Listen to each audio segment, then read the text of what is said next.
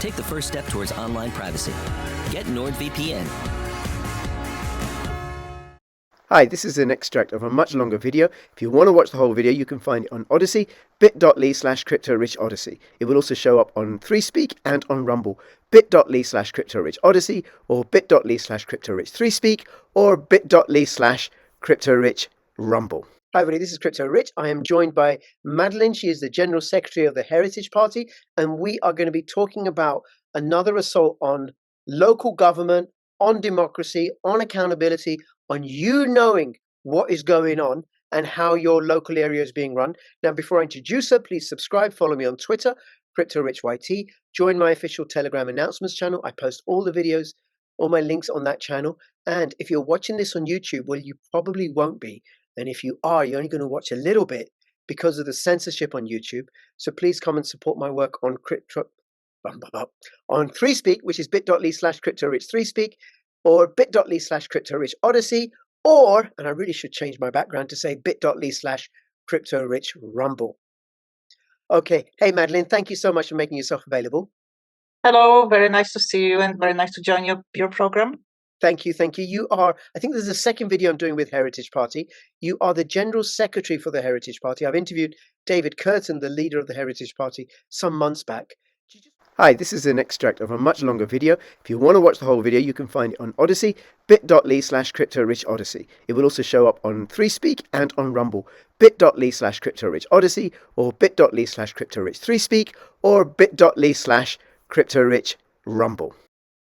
Heritage Party is the only party which is trustworthy in this country. So if anyone never heard about the Heritage Party, I really recommend to have a look on our website and join us. But I bet every party, even Tony Blair, he said, trust me. Yeah, but it is a big difference, really. Our party is just a bunch of really ordinary people who just want to really change everything in this country.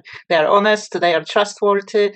We are different. We stick to our manifesto from the beginning. David, our leader, he was standing against the agenda before people even know the agenda exists. And the Heritage Party, from what I can tell, stands for traditional conservative values. What the Tory party used to be before he got captured by the WEF. I've met David Curtin on some of the pro-freedom demos when the lockdown was happening.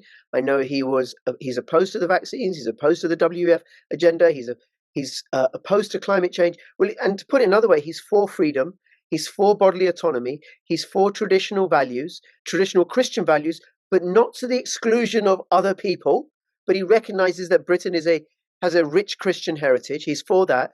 He's for Britain having a say on who comes in rather than just having an open borders. He's for democracy. He's for transparency. He's for accountability. Does that cover it?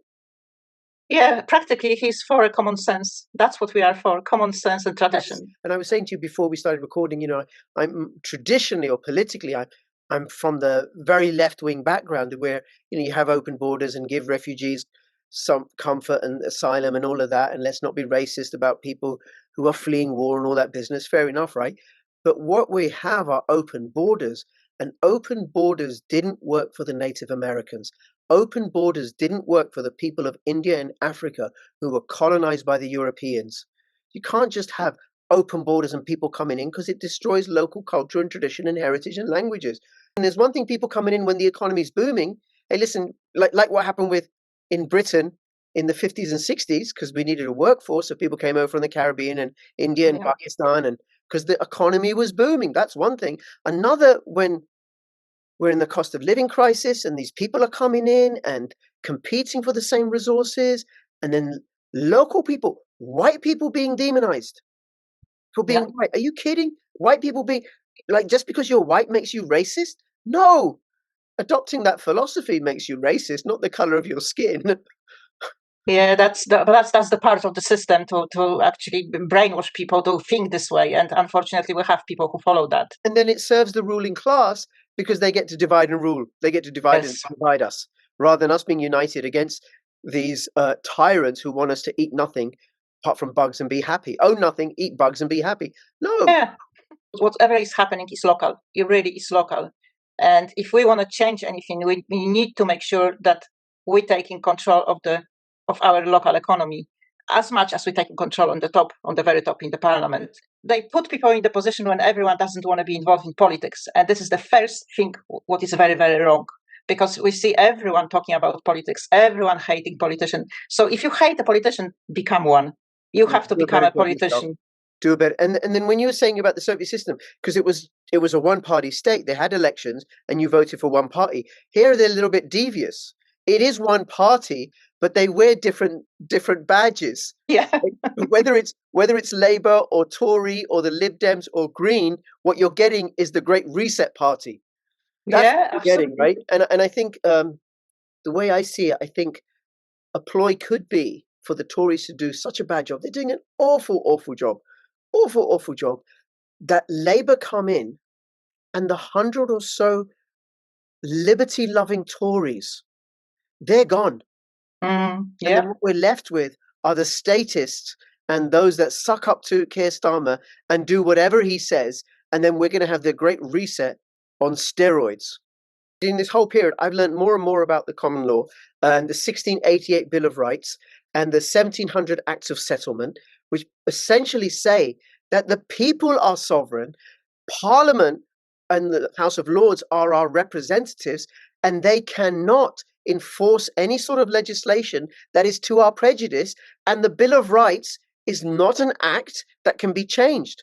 It's a bill. It's an agreement between the people and the monarch and the Parliament that no, you will represent us and not enforce anything that is to our prejudice. And the town boards clearly are to our prejudice because we don't get a say in how our local communities are run. Now, the other thing that people can do, and this is not in any way being endorsed by the Heritage Party or anything else, right? But I have had Chris Coverdale on my channel a few times, and he's talked about how we can legally not pay tax. And what we actually do is we legally pay the tax in the form of a trust, whether it's your BBC TV license or VAT or council tax or capital gains tax or whatever it is, or speeding fine, LTN fine, ULEZ fine, any form of payment that goes towards the government in any way whatsoever, local or central, you pay it inside a trust and you say, this money will be yours by a certain amount of time, provided you can prove that none of the money is being used for the purpose of promoting genocide or war, because that would be a violation of the Terrorism Act and the Genocide Act. If you don't do, you need to do this by a certain date, otherwise the money returns from the trust to the secondary beneficiary, which is me. Now, put simply, what that means is it is illegal to pay tax if any of that money is being used to furnish, promote, support in any way genocide, the killing of people in the fields of Ukraine, or the killing of people in Israel, or the killing of people in Yemen, or wherever. You are breaking the law if you're doing that. And therefore you have a legal right in statute to withhold payments to the government and starve them of their funds, which they're using to promote the Great Reset. I'll link to that video in the description below so you can go check it out. But his website is probityco.org. probityco.org.